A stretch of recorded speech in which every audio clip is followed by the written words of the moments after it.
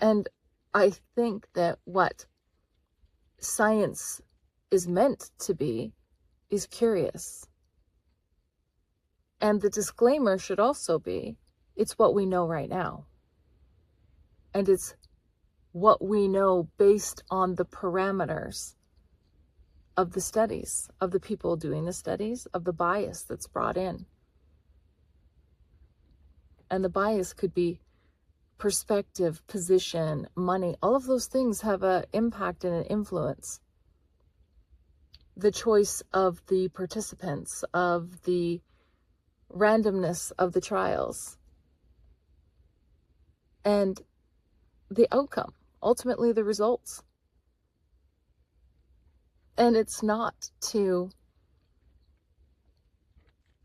pick on something to degrade its quality. It's to illuminate the possibility that it holds moving forward if we open up the parameters of study and we acknowledge it's what we know so far. And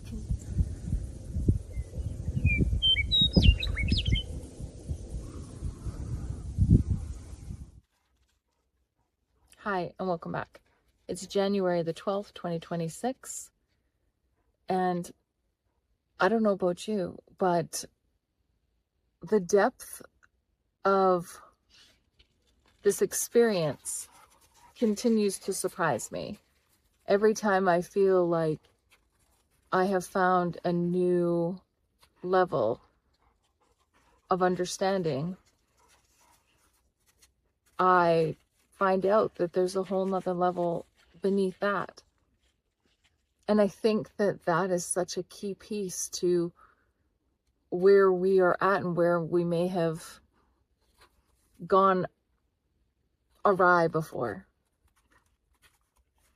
With science, people have always said that that's the be-all, end-all, that you turn to science to know the truth, to find out what is actually happening in our world. And I think that what science is meant to be is curious.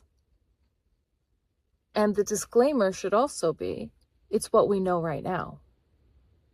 And it's what we know based on the parameters of the studies, of the people doing the studies, of the bias that's brought in.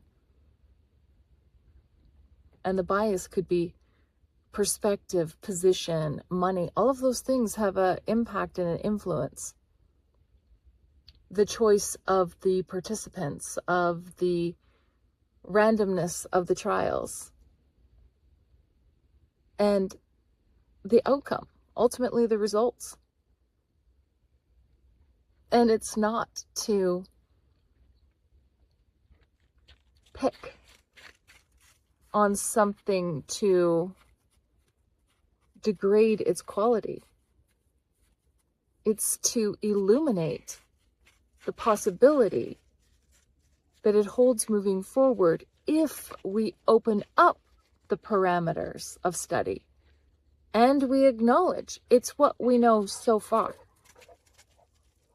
and continue to be curious and not let a review board or panel of peers dictate what the truth is. And I think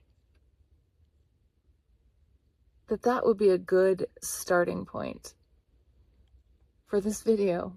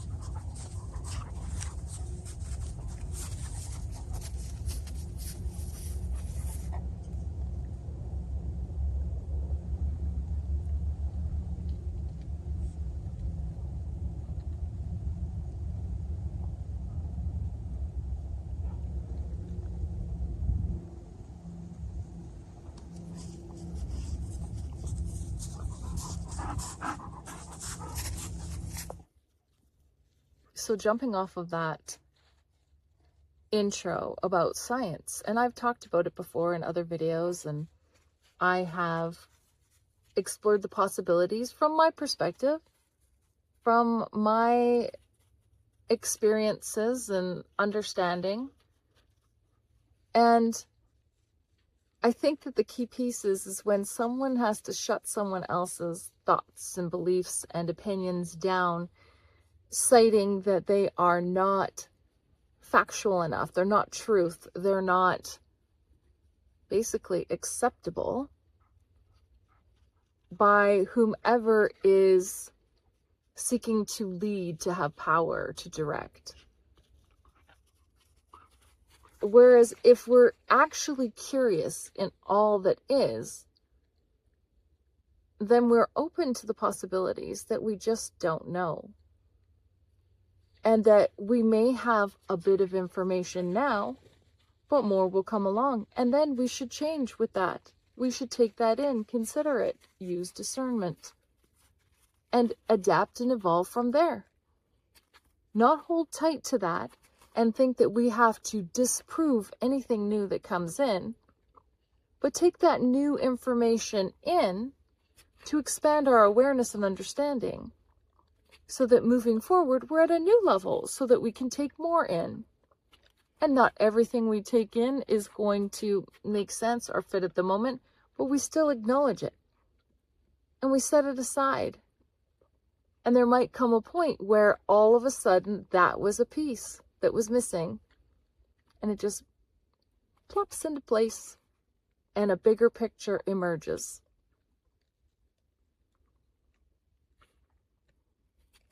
It's our ego, that construct of needing to be right, to be powerful, to be in charge, to be elevated, that requires conformity and compliance of others rather than collecting information, considering it. Ultimately, you make your own decision, but that means that you should get to make your own decision. And that means that someone else will be able to do the same. Infringing on someone else's right to believe or not believe something suggests a form of culpability, of responsibility, that what they know will somehow degrade what someone else knows. And we're not talking about people's rights for bodily autonomy or human dignity, all of those things. You can't believe something that harms someone else. You can believe it, but enacting it and enforcing some kind of narrative that removes, again,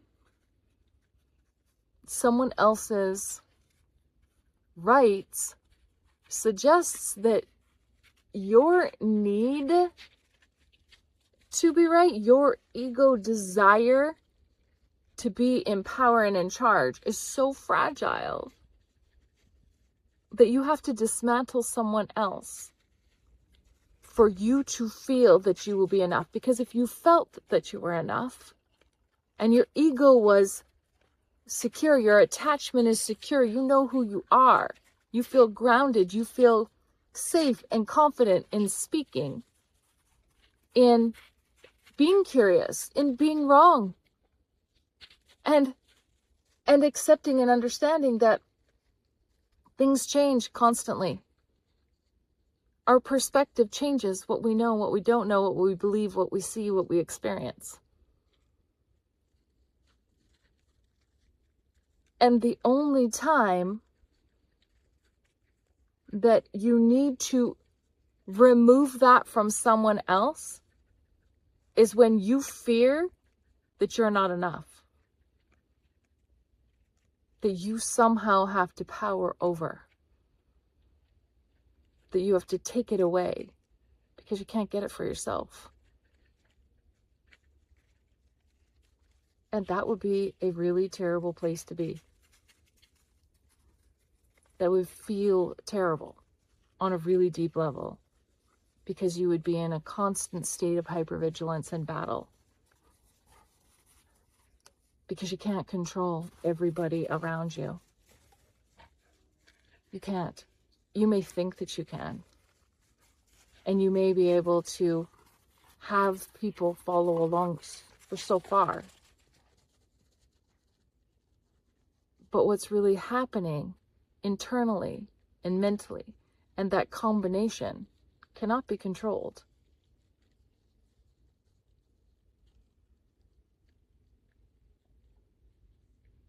So releasing any investment in that mentality of fighting it or engaging in it, rather to allow yourself to dream, be curious, contemplate all the possibilities beyond any parameters, beyond any directives, but to just be good with yourself, be confident, be comfortable, know who you are, understand that things change. You'll get new information, you'll have a new experience, and then suddenly you'll see the world differently again. You're just constantly moving and shifting and evolving. So let go of any of that old story that you're still holding on to somewhere inside of you that says that you need to be right, or you know this to be true, or if someone else only would, or they did that. None of that. No. Just the here and the now. Here and the now. This is what I believe. And this is what I'm going to do about it.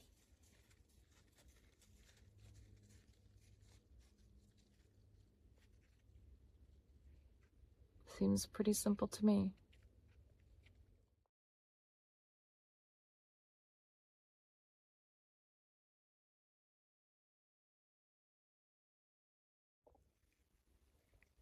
Thanks for watching, everyone. And for sharing, subscribing. I love the commenting. So until next time, stay safe, stay connected, and we'll see you really soon. Bye.